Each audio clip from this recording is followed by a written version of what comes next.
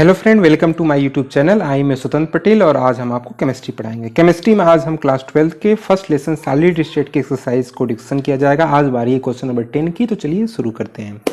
तो question number 10 जो क्या कहता है कि संकुलन क्षमता निकालना है किसका किसका, सिंपल क्यूबिक का, बीसीसी मतलब बॉडी सेंट्रल क्यूबिक का, और एफसीसी का। तो ऑलरेडी मैंने संकुलन क्षमता का ये वीडियो बना चुका है, सिंपल क्यूबिक और बीसीसी भी बता चुका है। आज बारी है एफसीसी का। अगर आपने वो संकुलन फर्स्ट वीडियो केवल आपको देखना है, संकुलन क्षमता किसे कहते हैं, वो वीडियो आपने नहीं देखा है तो पहले आई बटन में मैं लिंक दे रहा हूं, जाके देख लीजिए। बिना देखे उस क्वेश्चन को आपको ये आगे वाला समझ में नहीं आएगा। संकुलन क्षमता किसे कहते हैं, तभी आप संकुलन क्षमता निकाल सकते हैं। वहां पे एक फार्मूला हम लोग निकाला गया था, उसी फार्मूले के यूज करके हम लोग आगे निकाला जाएगा। तो हम आशा करते हैं कि आप वीडियो देख लिए होंगे। तो चलिए शुरू करते हैं। तो आप देखिए यहाँ पे कि आपका जो तीसरी तरह का इसमें क्वेश्चन पूछा था कि एफसीसी मतलब फलक केंद्रित घनी तंत्र का संकुलन क्षमता निकालना है। तो इसके लिए सबसे पहले हमने फार्मूला लिख लिया है वहां से, संकुलन क्षमता बराबर जेड गुणे 4/3 pi small r cube upon a cube गुणे 100। तो सबसे पहले हम देखते हैं कि फेस सेंट्रल क्यूबिक सिस्टम कहते किसे हैं। तो फेस सेंट्रल क्यूबिक सिस्टम जो है बार बार पुनरावृत्ति होती है, यूनिट सेल उससे बना होता है। तो वह जो यूनिट सेल होता है उसके प्रत्येक कोने पर एक एक घटक कण और प्रत्येक फलक पर भी, प्रत्येक फलक के केंद्र पर भी एक एक घटक कण पाया जाता है। तो ऐसे यूनिट सेल को जो है हम लोग एफसीसी यूनिट सेल कहते हैं। तो ऐसा यूनिट सेल जिसमें जो घटक कण है प्रत्येक 8 कोनों पर तो पाया जाए, लेकिन प्रत्येक फलक के केंद्र पर भी पाया जाए। 6 फलक होते हैं तो 6 फलक के केंद्र पर भी पाया जाए। तो ऐसे यूनिट सिस्टम को हम लोग फलक केंद्रित, नाम से देखिए यहां लिखा है फलक और केंद्र, मतलब फलक के केंद्र पर पाया जाए। तो कितने, एक घन में कितने फलक होते हैं, 6 फलक होते हैं। तो 6 फलक के केंद्र पर तो पाया ही जाए और प्रत्येक घटक जो कण है कोनों पर भी पाया जाए। तो कितने कोने होते हैं, 8। तो ऐसा यूनिट सेल जिसमें प्रत्येक कोनों पर एक एक कण पाए जाए, कुल 8 कण, और उसके साथ साथ में प्रत्येक फलक के केंद्र पर भी पाया जाए। तो ऐसे यूनिट सेल को हम लोग एफसीसी यूनिट सेल कहते हैं। तथा ऐसा यूनिट सेल की बार बार पुनरावृत्ति होने से जो तंत्र बनता है उसे फलक केंद्रित घनी तंत्र कहा जाता है। तो हम लोग ये देखेंगे कि फलक केंद्रित घनी तंत्र का संकुलन क्षमता कितना होता है और कैसे निकाला जाएगा। तो यहां पे हमको ये समझना होगा कि जो फलक केंद्रित घनी तंत्र है, हमको एक ऐसी रेखा यहां एज्यूम करनी होगी जो मौलिक कणों के केंद्रों को लेते हुए जाए और उसमें जो मौलिक कण है डायरेक्ट टच में हो। तो आप यहां देखेंगे कि जो फलक केंद्रित घनी तंत्र होता है, एक चित्र आप देखिए वहां पे, तो जो कोने पर स्थित कण है वह जो है डायरेक्ट टच में नहीं है। कोई भी जो कोने पर स्थित कण है वह एक दूसरे के डायरेक्ट टच में नहीं है। तो कहां किसके डायरेक्ट टच में है, तो फलक के केंद्र पर जो है उसके डायरेक्ट टच में है। तो प्रत्येक कोने का कण जो है उस फलक में स्थित घटक कण के डायरेक्ट टच में है, और जो उसके अपोजिट जो कण है उसके भी डायरेक्ट टच में है। यानी जो फलक के केंद्र में है घटक कण, वह प्रत्येक चारों जो कण है जो कोनों पर स्थित है उसके डायरेक्ट टच में है। तो फिर चित्र के माध्यम समझ गए होंगे। तो यहाँ एक चित्र में हम देखते हैं कि ये जो घटक कण, अगर यहाँ ये वाला जो घटक कण है ये आकार में काफी बड़े होते हैं, उनके केंद्र को केवल दिखाया गया है। तो ये जो घटक कण है यहाँ बनाया जाए, यहाँ बना, तो यह और यह डायरेक्ट टच में नहीं है, इनके बीच कुछ न कुछ रिक्तियां हैं। हमको किसको लेना है, जो डायरेक्ट टच में है। ये भी डायरेक्ट टच में नहीं है, ये भी डायरेक्ट टच में नहीं है। कौन डायरेक्ट टच में है, तो ये जो कण है ये डायरेक्ट टच में है। तो अगर आप इसको बनाएं, ये आपका अर्धगोला और ये आपका पूरा गोला और यह जो है आपका अर्धगोला, इस तरह का ये जाएगा। तो यह कण और यह कण और यह कण जो है डायरेक्ट टच में होंगे। तो अगर इस फलक को हम अलग से यहां बनाएं तो कुछ इस तरह का संरचना हमको प्राप्त होगा।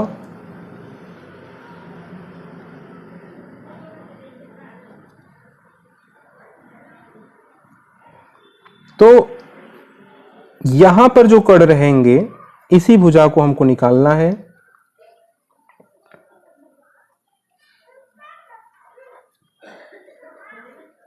अगर हम इस भुजा को जो है हम मान लेते हैं कि यह A है, ये B है, ये सी है तो ये 90 डिग्री होगा।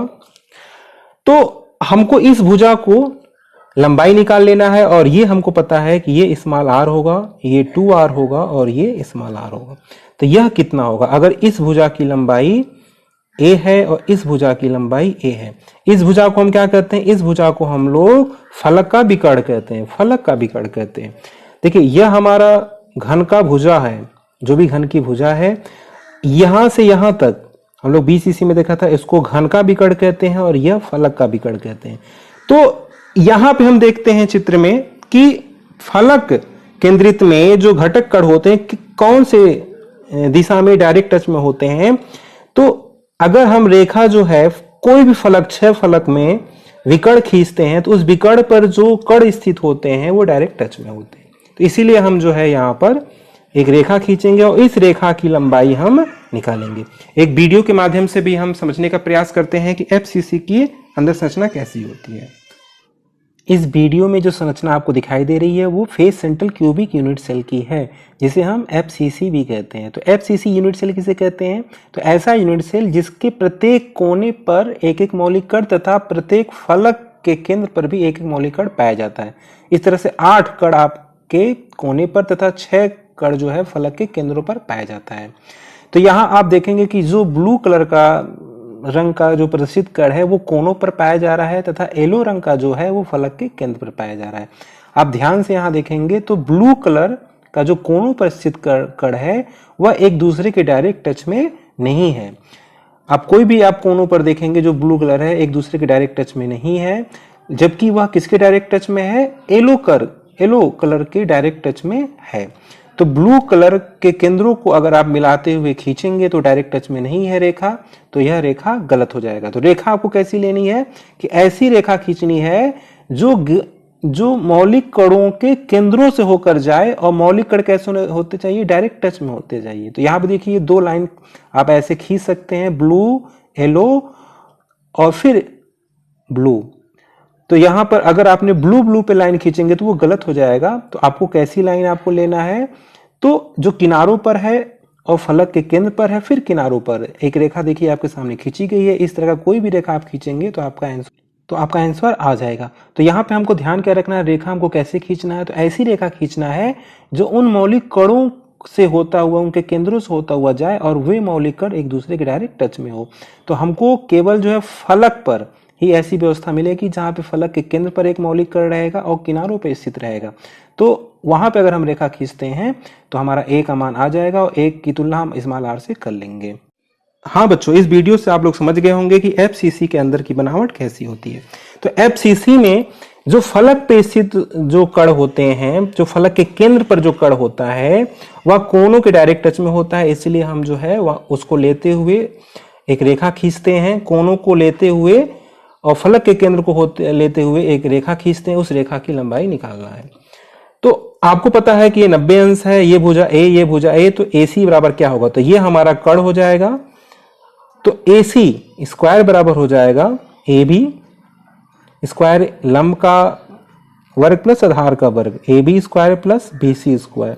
हमको पता है AB का मान A है तो A स्क्वायर, BC का भी मान A है, भुजा है ये, तो ये A स्क्वायर। ये देखिए यहां से यहां A है, ये भी क्या है? A है, ये भी A है, ये भी A है, तो हमने 2 भुजा लिया है। अब इसको AC बराबर यहां कैलकुलेट करेंगे तो √2a होता है। तो हमको क्या पता है कि AC बराबर √2a है, और यहां अगर हम कैलकुलेट करें तो AC का मान जो है r plus 2r plus r यानी कितना आता है? 4r के बराबर होता है।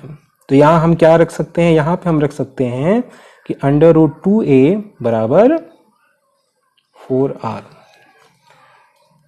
तो a बराबर हमारा क्या हो जाएगा? तो a बराबर हो जाएगा, इसको हम r ऐसे यहां लिखे तो इसलिए यहां ऐसे लिख दे रहे हैं। तो a बराबर हो जाएगा 4r बटे √2। इसको कैलकुलेट करेंगे तो इसको हम लिख सकते हैं √2 गुणे √2 गुणे 2r अपन √2। √2 गुणे √2 2 और 2 गुणे 2 4। तो ये √2 कट गया, तो ये हमारा a बराबर हो गया 2 √2r। अब देखिए ए की वैल्यू आर के रूप में आ गया है, तो अब आपको समझ में आ रहा होगा हम क्या कर रहे हैं क्वेश्चन में। तो हम ए के बदले हम ऐसा वैल्यू रख रहे हैं जो आर के रूप में हो, आर आर कट जा रहा है यहाँ पे। तो यहाँ पे हमारा संकुलन क्षमता क्या हो जाएगा,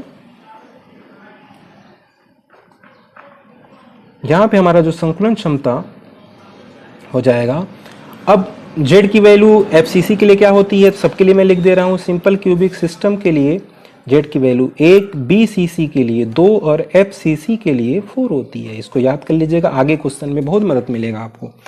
तो संकुलन क्षमता निकालने के लिए जेड की वैल्यू हम लिखते हैं, जेड क्या है, इकाई सेल में कुल कणों की संख्या। तो कितनी होती है एफसीसी में, 4, तो यहाँ 4 हो गया 4। उसके बाद 4/3, उसके बाद जो है पाई का मान लिखते हैं 22/7 आर क्यूब, और ए का मान हम लिखते हैं, ए का मान हम आर के रूप में लिखते हैं 2√2 आर का होल क्यूब गुणे 100।